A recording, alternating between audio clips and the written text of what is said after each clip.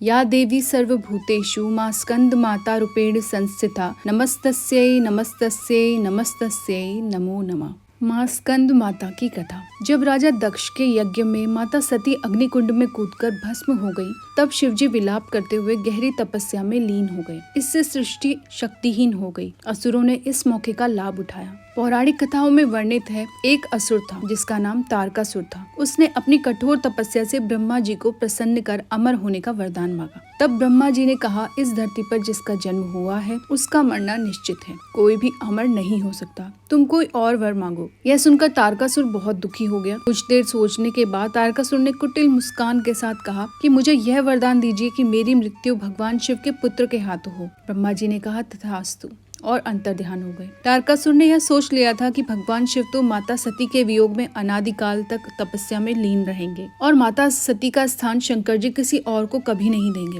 अतः वे तो अब विवाह करेंगे ही नहीं, और उसकी मृत्यु जो कि शंकर जी के पुत्र के हाथों होनी है, बिना शिव जी के विवाह किए उसका जन्म लेना भी संभव नहीं है। इस प्रकार से तारकासुर स्वयं को अमर ही समझ बैठा था। वह बहुत ही शक्तिशाली और क्रूर था। यह वरदान मिलने के बाद उसने देवताओं पर अत्याचार करना शुरू कर दिया। देवतागण बहुत परेशान हो गए और उन्होंने ब्रह्मा जी से मदद मांगी। ब्रह्मा जी ने कहा, तारकासुर का अंत शिव पुत्र ही कर सकते हैं। यह सुनकर इंद्र और समस्त देवतागण भगवान शिव के पास पहुँचे और उनसे इस सृष्टि को तारकासुर से मुक्ति दिलाने का निवेदन किया। शिवजी ने सभी देवताओं को इस समस्या से मुक्त कराने का वचन दिया। तब भगवान शंकर माता पार्वती के अपने प्रति अनुराग की परीक्षा लेते हैं और माता पार्वती की तपस्या से प्रसन्न होकर उनसे विवाह करते हैं। विवाह के बाद शिव पार्वती के पुत्र स्कंद कार्तिकेय जी का जन्म हुआ। कार्तिकेय जी बाल अवस्था से ही बहुत वीर और शक्तिशाली थे। उन्होंने दुष्ट असुरों का संहार शुरू कर दिया। तब माँ पार्वती ने अपने पुत्र भगवान स्कंद कार्तिकेय जी का दूसरा नाम को युद्ध के लिए प्रशिक्षित करने हेतु स्कंद माता का रूप लिया